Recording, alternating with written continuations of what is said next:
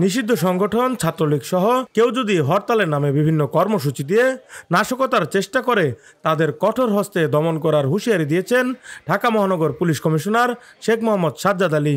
শুক্রবার সোহরাওয়ার্দী উদ্যানে ২১শে বইমেলার সার্বিক নিরাপত্তা পরিদর্শন শেষে আয়োজিত এক সংবাদ সম্মেলনে তিনি এসব কথা বলেন। নিষিদ্ধ ঘোষিত ছাত্রলীগের অনেক নেতাকে আমরা ইতিমধ্যে অ্যারেস্ট করেছি, তা বন্দী আছে। তারা যদি এরকম কোনো অ্যাটেম্প নেয় অবশ্যই আমরা ব্যবস্থা নিব।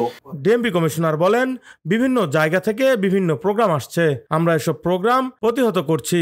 বিভিন্ন জায়গা থেকে বিভিন্ন প্রোগ্রাম আসতেছে এবং আপনারা দেখছেন সেই সব প্রোগ্রাম আমরা মোকাবেলা করতেছি এবং প্রোগ্রাম তো দিতেই পারে, ভিডিও বার্তা মিডিয়ার জগৎ প্রোগ্রাম দিতেই পারে এবং সেগুলো তো আমরা প্রতিদিনই মোকাবেলা করে যাচ্ছি।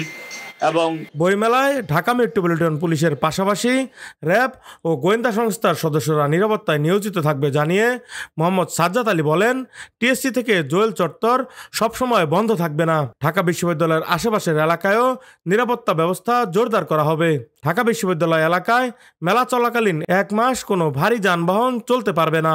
সিসিটিভি দ্বারা সমগ্র এলাকা নিরাপত্তা বেষ্টনীর মধ্যে আনা হয়েছে। এই কন্ট্রোল রুমের মাধ্যমে পুরো এলাকার নিরাপত্তা ব্যবস্থা তদারকি করা হবে। ঢাকা মেট্রোপলিটন পুলিশের বাইরেও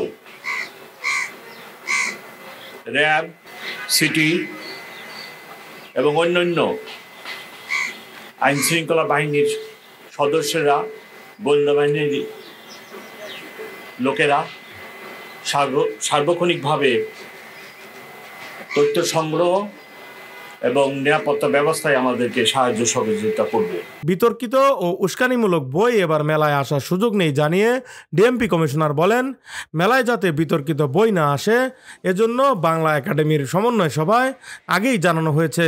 এবার নতুন বই প্রকাশের আগে বাংলা একাডেমি সেই বই পুঙ্খানুপুঙ্খভাবে দেখে তারপরে স্টলে দিবে। সমন্বয় সভা করেছিলাম, সেখানে বাংলা একাডেমির কর্মকর্তারা ছিলেন।